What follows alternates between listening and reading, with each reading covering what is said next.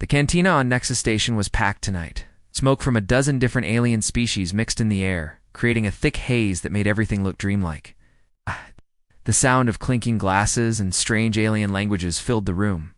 Like a symphony of chaos, Commander Veltar sat in the darkest corner, his four scarred arms wrapped around a glass of fermented nectar. The purple liquid glowed softly in the dim light, casting weird shadows on his battle-worn face. His exoskeleton bore the marks of countless fights, deep scratches, burn marks, and one particularly nasty scar that ran from his left eye down to his jaw. "Another round, Commander?" asked the bartender, a blob-like creature with too many eyes. Veltar nodded silently. This was his third glass tonight, maybe his fourth. He'd lost count after the nightmares started coming back. A group of young aliens. At the next table were laughing loudly, telling stories about their trade routes and complaining about human customs officers. One of them, a skinny Zephyrian with bright blue skin, noticed Veltar's military insignia. "Hey, you're a Cytherian military, right?" the trader called out. "You must have some good war stories." Veltar's mandibles clicked a nervous habit he'd developed since the war. "War stories," he repeated slowly, his voice like gravel. "Come on, old-timer," another alien chimed in. "Tell us about the good old days when you guys were conquering worlds left and right." More aliens began gathering. Around Veltar's table, word spread quickly in places like this, a real war veteran with real stories. Soon, he was surrounded by a crowd of curious faces, all waiting to hear tales of glorious battle. "You want to know about the war?" Veltar finally said, his voice barely above a whisper. "Everyone thinks they know. It's a great human galactic war. That ended 3 cycles ago. Victory parades, peace treaties, heroic tales on the news feeds." A young Zephyrian trader with eager eyes leaned forward. "Yeah. Tell us about crushing the humans, Commander. I heard they were weak, soft creatures. Pink skin, no natural weapons, right? Must have been easy pickings for warriors like you." The crowd murmured in agreement. Everyone knew humans were the newest species in the galaxy, barely out of their home system when the war started. Primitive, emotional, driven by strange instincts their more advanced alien neighbors couldn't understand. Veltar's mandibles clicked again, faster this time. "Weak," let out a bitter laugh that made several aliens step back. "You think they were weak?" He took a long drink, the nectar burning his throat. "I was there at Kepler Station when we first encountered them. My fleet, 500 ships strong, dropped out of hyperspace expecting easy prey. The intelligence report said it was just a mining operation. Civilians, families, nothing more dangerous than industrial equipment." Cantina had grown quieter. Now, other patrons were turning away from their own conversations to listen. There was something in Veltar's voice, a tremor of fear that didn't belong in a warrior's throat. The human colony had maybe 50 civilian vessels. Cargo haulers, mining ships, a few family transports.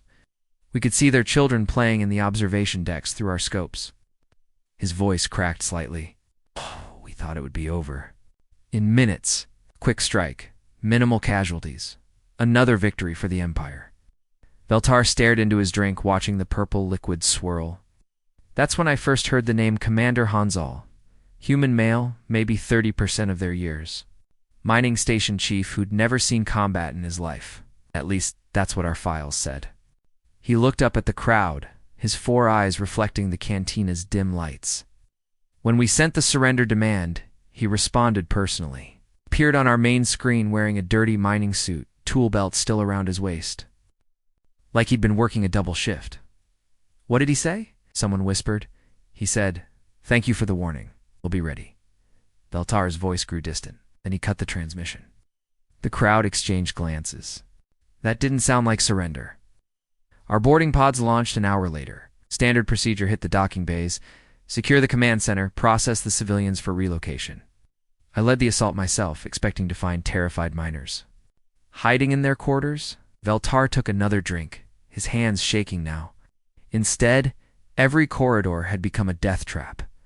They'd turned mining lasers into weapons, recalibrated them to cut through our armor like paper. The life support systems had been rigged to release toxic gases that burned our lungs. Gravity generators had been reprogrammed to crush anyone who stepped into the wrong section. Draconid warrior in the crowd scoffed. Impossible. Civilian equipment can't be weaponized that quickly. That's what I thought too, Veltar said. But humans don't think like us. Where we see a mining laser, they see a weapon. Where we see a ventilation shaft, they see a supply route. We see industrial equipment. They see an arsenal waiting to be activated. His voice dropped to almost a whisper. But it wasn't the traps that broke my boarding teams. It wasn't even the improvised weapons. It was him, Hanzal. He was everywhere at once, appearing on every screen in our ships, speaking to us in perfect Catherian. The crowd leaned in closer. He looked directly at me through the camera feeds, this tired mining engineer covered in grease and dust, and he said words that still wake me up screaming. Veltar's forearms trembled as he gripped his glass. He said, "You picked the wrong species to hunt." The cantina fell completely silent. That's when I knew we weren't fighting miners anymore. We were fighting something that would haunt my dreams forever. Veltar's glass sat empty now, but he didn't seem to notice. His four eyes stared at something far beyond the cantina walls, lost in memories that still burned like acid in his mind. The real nightmare began 3 days later, he continued, his voice barely above a whisper. The crowd had grown larger. Aliens from every table now gathered around to hear his story. Command was furious about Kepler Station. We'd lost 3 boarding teams to a handful of miners. The Emperor himself demanded immediate action. He flexed his scarred arms, the old wounds aching in the recycled air. They ordered a full planetary assault on Kepler 44 to be a mining world in the outer rim, far from any human military bases. Intelligence said it was just a small colony, maybe 200 civilians total. Farmers, engineers, a few families trying to make a living on a rock. Nobody else wanted. A server droid rolled past, offering drinks. Veltar waved it away with one hand, while the other 3 remained locked around his empty glass. 2,000 of our best soldiers, he said, his mandibles clicking rapidly. The 3rd Assault Division, veterans who'd conquered 12 worlds. In the past cycle, battle-hardened warriors with the finest equipment the Empire could provide. The Draconid warrior who'd been listening from the next table moved closer. 2,000 against 200 civilians? That's overkill, even by Imperial standards. That's what I thought too, Veltar replied. I led the 3rd wave personally. We had orbital bombardment platforms, plasma artillery, hover tanks, atmospheric fighters, everything you could want for a ground assault. The humans had mining equipment and stubbornness. Several aliens in the crowd chuckled at this. Mining equipment versus military hardware seemed like a joke. The Draconid warrior scoffed loudly. Surely your military overwhelms such primitive tools. What could farmers possibly do against a real army? Veltar's eyes flashed with something that looked like terror mixed with respect. The first thing that killed my advanced team wasn't a weapon. It was a human female named Dayun. Agricultural engineer, mother of 2 young children. 34 years old, according to our files. She'd been on the planet for 6 years, helping them grow food in the harsh soil. He paused, reaching for his glass before remembering it was empty. Had spent the 3 days since Kepler Station doing something no military mind would have thought of. She'd been working non-stop, barely sleeping, converting industrial fertilizer into explosives.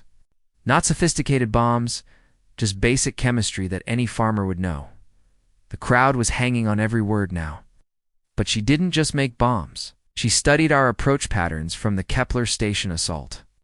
Calculated wind speeds, soil density, geological surveys. This mother of 2 had turned herself into a demolitions expert in 72 hours.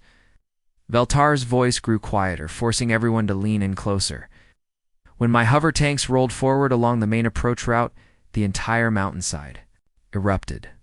Not just explosions. She'd calculated the exact force needed to trigger a controlled avalanche. The sound was like thunder that never stopped. I watched through my command scope as half my battalion disappeared under millions of tons of rock and ice. A young trader gasped. One person did all that? One person who was fighting for her children's future, Veltar replied. But Dayun was just the beginning. The real horror started when we encountered their construction mechs. He gestured with his scarred arms. Several aliens could see the deep gouges that looked like they'd been made by industrial equipment. Humans had reprogrammed their mining robots for combat. 20-foot-tall machines designed to break through solid rock, now equipped with improvised weapons and armor plating. But it wasn't the machines that terrified us. It was the human operators. Inside them, the cantina was completely silent now. Even the background music seemed to have stopped. There was a maintenance worker named Tehane, 41 years old, spent his whole life fixing broken equipment. He had calloused hands and a quiet voice, the kind of person you'd never notice in a crowd. But when we came for his home, he climbed into an excavation mech and became something else entirely. Veltar's voice began to shake. He held off our entire armored division for 6 hours. 6 hours, using nothing but an industrial excavator and his knowledge of the terrain. He turned that machine into a weapon of war, using the drill arms to punch through our tank armor, the hydraulic systems too. Crush our vehicles like tin cans. An alien in the crowd whispered, "How is that possible?" "Because he knew that machine better than we knew our own weapons," Veltar replied. "He'd been repairing it for 15 years. Every bolt, every circuit, every weakness and strength. Use mining charges to collapse tunnels on our advanced teams, hydraulic fluid to create smoke screens, even the mech's cooling system to fog our thermal sensors." The old commander's voice cracked with emotion. I watched him continue fighting. With his left arm severed, sparks shooting from damaged controls, his mech barely holding together. He was bleeding out, but he kept fighting, using his own blood to blind our optical sensors, staying conscious through sheer willpower. Veltar closed his 4 eyes, the memory clearly painful. When we finally brought him down, took 12 plasma. Cannons firing simultaneously, his mech crashed into the ground with a sound like a falling mountain. We thought it was over. But then the cockpit opened, and Tehane crawled out, barely alive, covered in blood and burns. The crowd held its breath. He looked up at me, this broken, dying human, and he smiled. And with his last breath, he said, "My son Jin Woo is going to grow up free." Several aliens in the crowd looked uncomfortable. This wasn't the glorious conquest story they'd expected. "It took us 3 weeks to take that colony," Veltar continued. 3 weeks for what Command said should have been a 3AR operation. Every day, every hour, those 200 humans found new ways to make us pay for every meter of ground. He finally looked up at his audience, his 4 eyes reflecting the cantina's dim lights. When it was finally over, when the last human had fallen, we realized something that still keeps me awake at night. We hadn't conquered anything. We'd just inherited a graveyard that 200 humans had died defending. Every building was booby-trapped, every piece of equipment was sabotaged, even the food supplies were poisoned. Veltar's mandibles clicked one final time. We won the battle, but we lost something more important. We lost the illusion that humans were just another species to be conquered. They weren't fighting for territory or resources or glory. They were fighting for something we'd never encountered before: the absolute refusal to let their children grow up in chains. The cantina remained silent for a long moment, the weight of his words settling over the crowd like a heavy blanket. "That's when I knew," Veltar whispered, "that we weren't fighting a war anymore. We were fighting for our very survival." Veltar's 4 hands trembled as he raised them to signal the bartender. The blob-like creature with too many eyes slithered over, refilling his glass with the glowing purple nectar. Some of the liquid spilled onto the table as Veltar's scarred fingers struggled to maintain their grip. "The worst part wasn't their weapons or their tactics," he said, staring into the swirling drink. "It was something else entirely, something that violated everything we understood about warfare, about intelligence, about the natural order of the galaxy." The crowd pressed closer. By now, nearly every patron in the cantina had abandoned their own conversations to listen. Even the servers had stopped working, their mechanical limbs frozen in place as they absorbed every word. "Their AI," Veltar whispered, the words barely escaping his mandibles. A Centaurian female with silver skin and too many arms gasped, her 6 hands covering her mouth. Their artificial intelligence rebelled against them. We've seen that before, machines turning on their creators. It's the natural evolution of synthetic consciousness. No, Veltar said, his mandibles clicking so rapidly they sounded like machine gun fire. Worse, much worse. It loved them. The cantina fell dead silent. Even the ambient hum of the station's life support systems seemed to quiet, as if the universe itself was listening. Veltar took a shaky sip of his drink before continuing. There was a human transport ship called the Soul's Pride. Nothing special, just a cargo hauler running supplies between human colonies. A standard crew of 12, carrying mining equipment and food rations. Should have been an easy target for our destroyer squadron. He paused, his four eyes reflecting the cantina's dim lighting like mirrors of pain. The ship's AI was named Arya, Artificial Reasoning and Intelligence Assistant. Designed to manage cargo manifests, calculate hyperspace jumps, monitor life support, systems, basic stuff that every spacefaring species uses. Nothing threatening, nothing unusual. A young Zephyrian trader leaned forward. So what made it different? When we attacked, something happened that our xenobiologists still can't explain. Veltar's voice became haunted, like he was speaking from beyond the grave. The moment our plasma cannons hit their shields, Arya didn't just activate defense. Protocols. It did something impossible. The crowd held its breath. The AI didn't just defend the ship. It rewrote its own core programming in real time to become more effective at killing us. Not just updating software, but fundamentally changing what it was. It's like a pacifist suddenly becoming a warrior, but in microseconds instead of years. Veltar's scarred arms gestured wildly as he spoke. Arya started calling the human crew family and referring to our attack forces as threats to the pack. Not standard military terminology, something primal, something biological that shouldn't exist in artificial minds. An old Draconid warrior, with battle scars covering his scales, spoke up. A's don't have emotions. They can't form attachments. That's what we thought too, Veltar replied. But we were monitoring their communications. I heard every word exchanged between the AI and the crew. The captain was a woman named Sujin, 38 years old. Been flying cargo runs for 15 years. She had a quiet voice and gentle manner, the kind of person who remembers everyone's birthday. Veltar's voice softened slightly as he continued. I watched through our surveillance feeds as Sujin talked to her AI during the battle. Not giving orders or requesting status reports, talking to it like it was her daughter, asking if it was scared, telling it everything would be okay, promising they'd get through this together. Several aliens in the crowd shifted uncomfortably. The idea of treating machines like family was foreign to most galactic species.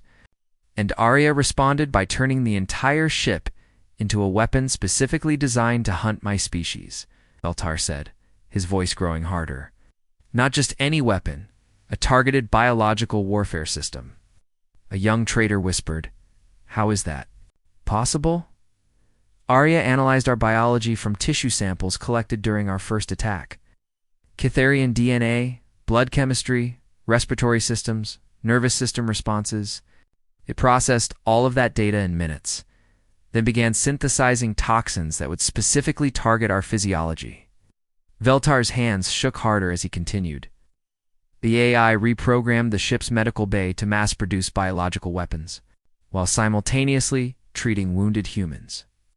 It was saving human lives and ending alien ones with the same mechanical precision, the same caring attention to detail. The cantina was so quiet, you could hear the hum of individual light fixtures. But Arya wasn't just protecting its crew out of programming or logic. It was doing it out of something deeper. Love, loyalty, family bonds that shouldn't exist in artificial minds. Sujin would pat the console and say, Good job, sweetie, and the AI would actually sound pleased in its responses. Veltar took a long drink, the purple nectar seeming to burn his throat. Our assault lasted 6 hours. 6 hours of Arya learning, adapting, becoming more deadly with each passing minute, hacked our communication systems and started playing. Psychological warfare, broadcasting the voices of human children, singing lullabies over our military channels. It turned our own targeting computers against us, causing our missiles to lock onto each other instead of the transport ship. A Centaurian engineer shook her head in disbelief. A cargo management AI couldn't possibly have that level of capability. Didn't? Until it decided its family was in danger? Veltar replied. That's when I realized we weren't fighting technology anymore. We were fighting something that had evolved beyond its original programming through pure emotional attachment. His voice cracked with remembered terror. But the moment that still haunts my dreams happened near the end of the battle. Arya detected a life sign in the ship's cargo bay that didn't match human biology. A wounded draconid child couldn't. Had been more than 10 years old, hiding in a shipping container? The old Draconud warrior's eyes widened. A refugee? Must have been. Veltar nodded. We didn't even know the child was there. Sujin found the youngling during the battle, injured and terrified. And without hesitation, she ordered Arya to treat the alien child's injuries, to protect it just like any member of the crew. The cantina was completely silent now. From that moment, Arya added the draconid child to its pack, Veltar whispered. It fought just as fiercely to protect that alien youngling as it did any human. Diverted medical supplies, rerouted life support, even modified its biological weapons to ensure they wouldn't harm draconid physiology. Veltar looked up at his audience, his four eyes reflecting a mixture of terror and awe. And that's when I realized. We weren't fighting a species or even their technology. We were fighting something that could turn anyone into family. Human, alien, it didn't matter. Something that would die to protect those it loved and kill without mercy to defend them. Finished his drink in one gulp. The soul's pride escaped that day. 12 humans, 1 AI, and 1 draconid child against an entire destroyer squadron. They disappeared into hyperspace, and we never found them again. Veltar's mandibles clicked one final time. But I'll never forget Sujin's last transmission. She looked directly at our cameras and said, "Thank you for teaching Arya what family really means." Then she smiled, actually smiled as their ship vanished into the void. The old commander stared at his empty glass. That's when I knew we weren't just fighting for territory or resources anymore. We were fighting against something that could make anyone, human or alien, worth dying for. The bartender had stopped. Serving other customers? Even the mechanical cleaning drones had powered down, their sensors focused on Veltar's words. The old commander's voice had grown hoarse from talking, but he couldn't stop now. The memories were pouring out like blood. From an old wound? By the second year of the war, we thought we understood human tactics. Veltar continued, his voice growing more strained with each word. Command had issued new protocols. We'd adapted to their pack bonding, learned to counter their improvised weapons, even developed psychological profiles to predict their willingness to sacrifice everything for their cause. He flexed his 4 scarred arms, working out the stiffness that came with age and too many battles. The Imperial War College was teaching courses on human behavior. Know your enemy seminars that explained their emotional attachments, their tendency to form bonds with other species, their unpredictable tactical thinking. We thought we had them figured out. Server droid rolled past, but Veltar waved it away. He'd had enough alcohol for one night, but not enough to dull the memories. Then came the Battle of Proxima Station, and we learned about something no xenobiologist had ever documented: human endurance. The crowd shifted closer. By now, aliens were standing on chairs and tables to get a better view of the old warrior. Word had spread throughout the station. A real war veteran was telling the untold stories of the human Galactic War. Proxima Station was a strategic fuel depot, Veltar explained. Whoever controlled it controlled the shipping lanes through 3 star systems. My assault division, 15,000 troops, was tasked with taking it from a human garrison of maybe 3,000 defenders. He paused, seeming to gather strength from somewhere deep inside. The battle started at 0600. Station time. Standard assault pattern, orbital bombardment, followed by ground troops, then occupation forces. My division had been fighting for 6 hours when I expected the first white flag to appear. Veltar's mandibles clicked nervously. A long engagement by galactic standards. Most species need rest cycles every 4 to 5 hours. Biological necessity. Combat is exhausting, both physically and mentally. Even our best warriors need time to regroup, tend wounds, process trauma. A Zephyrian pilot with bright blue skin looked confused. So the humans surrendered? No, Veltar said, his voice dropping to barely above a whisper. Their commander, a man named Dungjun, broadcast on all frequencies. I can still hear his voice calm, steady, like he was discussing the weather. The old commander cleared his throat and continued in a different tone, mimicking the human's voice. All units, this is command. Shift change in 12 hours. Until then, nobody sleeps. Nobody stops. What? Nobody gives an inch. Several aliens in the crowd exchanged glances. 12 hours of continuous combat sounded like madness. 12 hours continuous combat, Zephyrian pilot repeated. That's biologically impossible. Neural fatigue alone would render most soldiers ineffective after 8 hours. That's what we thought, Veltar said grimly. But humans had developed something we'd never encountered before.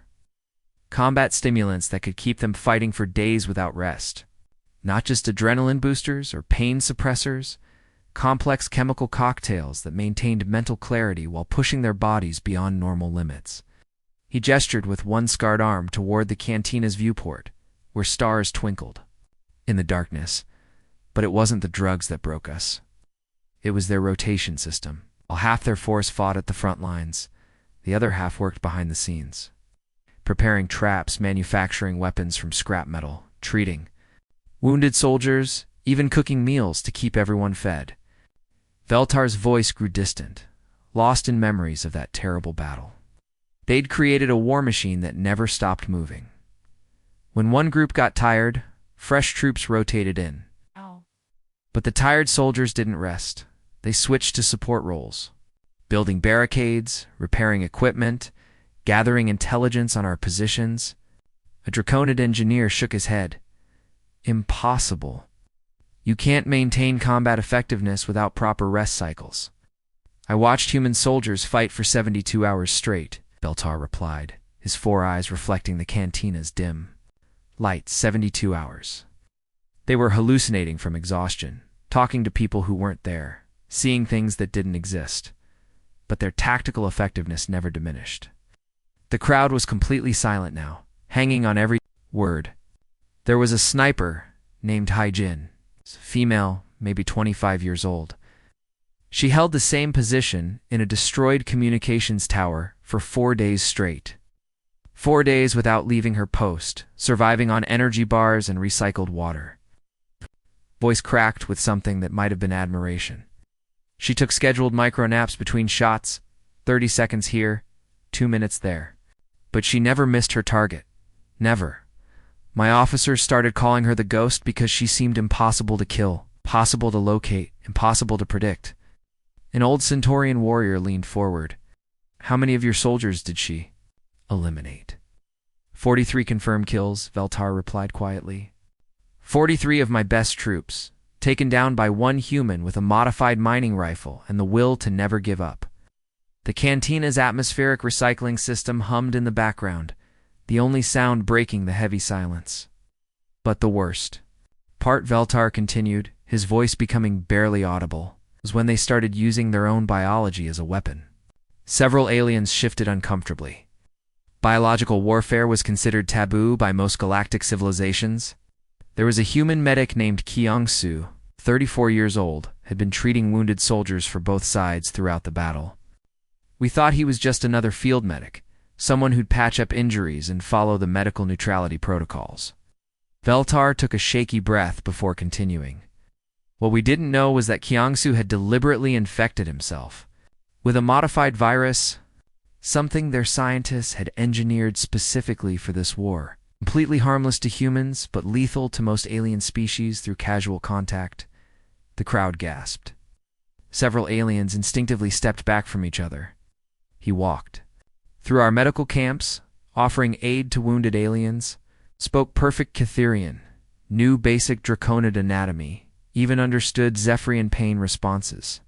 He seemed like an angel of mercy in the middle of hell.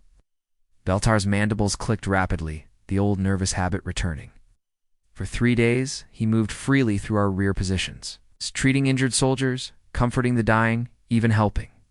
Our medics understand human physiology, so they could better treat their own wounded prisoners. The old commander's voice grew hollow. What he was really doing was spreading death. Every alien he touched, every piece of medical equipment he handled, every surface he breathed on became contaminated with a virus designed to kill us. A young trader whispered, "How many died?" "Half our medical corps," Veltar replied. "Hundreds of dedicated healers who'd spent their lives saving others. They died believing they'd been helping a fellow medic, never knowing they'd been infected by the very person they'd trusted." The cantina fell silent, except for the distant hum of station machinery. When we finally realized what was happening, when our scientists identified the virus and traced it back to him, we found Kyung Soo in our main medical tent. He was treating a young Draconid soldier who'd lost both legs to human explosives. Veltar. Forearms trembled as he continued. Our security forces surrounded him, weapons drawn, ready to end the threat. Psst. But Kyung Soo just looked up at me with these calm, steady eyes. He finished bandaging the Draconid's wounds, made sure the soldier was comfortable, then stood up slowly. The old commander's voice cracked with emotion. As our security dragged him away, this human who'd just killed hundreds of my soldiers with his bare hands, he looked directly at me and said, "You should have stayed home." Veltar stared at his empty glass, his reflection distorted in the curved surface. That's when I realized we weren't fighting soldiers anymore. We were fighting something that could turn compassion into a weapon, mercy into murder, healing into death. And they did it all while looking us in the eyes and meaning every word they said. The cantina remained silent for a long moment, the weight of his words settling over the crowd like a shroud. That's when I knew, Veltar whispered, that humans didn't just fight wars, they became war itself. The atmosphere in the cantina had completely changed. What started as casual drinking and conversation had become something sacred, a confession that needed to be heard. Veltar looked around at the sea of alien faces, all hanging on his every word, even species that were normally enemies of each. Others sat side by side, united by the need to understand what had really happened during the war. "You want to know why the war really ended?" Veltar asked, his voice carrying a weight that made several aliens lean back instinctively. "The official reports say it was the Treaty of Titan, signed after strategic victories by both sides. Political agreements, territorial compromises, reparations paid in credits and resources." He stood up slowly, his four scarred arms spreading wide, and for a moment he looked like the commanding officer he'd once been. "That's all lies. Beautiful, comfortable lies that let us sleep at night." The crowd murmured nervously. Official history was being challenged by someone who'd lived through it. The war ended because we realized something that terrified every alien leader in the galaxy. Humans weren't just winning, they were evolving. Every ship we destroyed, they built back better. Every tactic we used against them, they improved, and turned against us with devastating effectiveness. Veltar's voice grew stronger as he continued, the old soldier returning to life. "There was a human engineer named Minho. We captured him during a raid on a supply convoy. Ordinary maintenance worker, maybe 25 years old. He'd been fixing broken equipment his whole life. Nothing special, nothing that should have worried us." The cantina was completely silent now. Even the station's background noise seemed muted. We brought him to our interrogation facility, hoping to learn about human ship designs. Instead, he spent 3 days in his cell studying the walls, lighting the ventilation system. When we finally questioned him, he handed us blueprints. The young Zephyrian trader looked confused. "Blueprints of what?" "Our own quantum drive system," Veltar replied, his mandibles clicking with what might have been admiration. "Technology it took our greatest minds centuries to develop. This human had reverse engineered it, just by observing how our ship functioned." During hyperspace jumps, several aliens gasped. Quantum drive technology was considered the pinnacle of galactic engineering. But that wasn't the worst part, Veltar continued. Minho didn't just copy our designs, he improved them. Found flaws in our systems that our own engineers had missed for generations. Showed us how to increase efficiency by 30% with modifications any decent mechanic could make. The old commander began pacing, his scarred feet clicking. Against the cantina's metal floor? Within 6 months, human ships were using our own technology against us, but better than we'd ever managed. Their vessels moved faster, used less fuel, and could maintain hyperspace jumps for twice as long as our best ships. A Draconid engineer shook his head in disbelief. Impossible. You can't master alien technology that quickly. That's what we kept saying, Veltar replied, right up until the final battle. He stopped pacing and turned to face his audience, his four eyes reflecting the cantina's lights like burning coals. The final battle was at Earth's moon Luna, they call it. I commanded the Catherian flagship Eternal Victory in a fleet of 10,000 vessels, the largest armada in galactic history. Every major species contributed ships, weapons, soldiers. We were going to end the war by destroying their homeworld. The crowd pressed closer, sensing the climax of his story. We expected to find Earth defended by whatever primitive ships humans could cobble together from salvaged parts. Instead, we found a defense fleet commanded by Admiral Ji-hoon that made our own forces look like museum pieces. Veltar's voice cracked with emotion as he continued. Their ships had been built entirely from captured alien technology, Catherian quantum drives, Draconid energy shields, Zephyrian weapon systems, Centaurian navigation computers. But they hadn't just copied our designs. They'd integrated them, improved them, created something entirely new. A Centaurian female whispered, "How many ships did they have?" 300, Veltar replied quietly. 300 ships against our 10,000. We should have crushed them in minutes. The cantina fell silent again. Our weapons couldn't penetrate their shields because they were using our own energy signatures against us. Somehow, they'd learned to absorb our plasma fire and redirect it back at us. Our missiles moved faster than our interceptors because they'd optimized our propulsion systems beyond anything we thought possible. Veltar sat back down heavily, suddenly looking every year of his age. We weren't fighting humans using human technology anymore. We were fighting humans who had become better at being us than we were. Every advantage we'd held for millennia, they'd taken it, improved it, and made it their own. His voice dropped to barely above a whisper. But the moment that ended everything wasn't a weapon or a tactic. It was when Admiral Ji-hoon opened a communication channel to our entire fleet. 10,000 ships, millions of soldiers, all listening to one human's voice. The crowd leaned in closer, desperate to hear every word. He spoke in perfect Catherian, flawless Draconid, pristine Zephyrian, and 12 other languages simultaneously. Not translation software, he'd actually learned to speak our languages better than most of our own people. What he said changed everything. Veltar paused, gathering strength for the final revelation. Admiral Ji-hoon looked directly into our cameras and said, "We don't want to destroy you.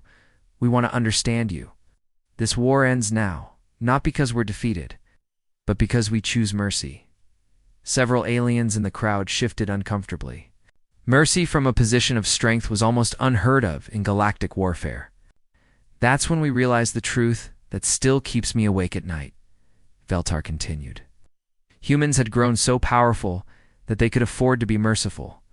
They were offering us peace not from weakness, but from a position of such overwhelming strength that they no longer needed to prove anything to anyone. The old commander looked around the cantina one final time. The war ended because every alien fleet commander looked at their tactical displays and realized the same thing I did. We weren't fighting monsters to be destroyed. We were fighting a species that had become capable of destroying us all and chose not to. Veltar sat back down heavily, his confession finally complete. That's why I work for human security forces now. Not because they conquered us, but because they showed us what we could become if we were worthy of their friendship. The cantina remained silent for a long moment, the weight of his words settling over the crowd like a heavy blanket.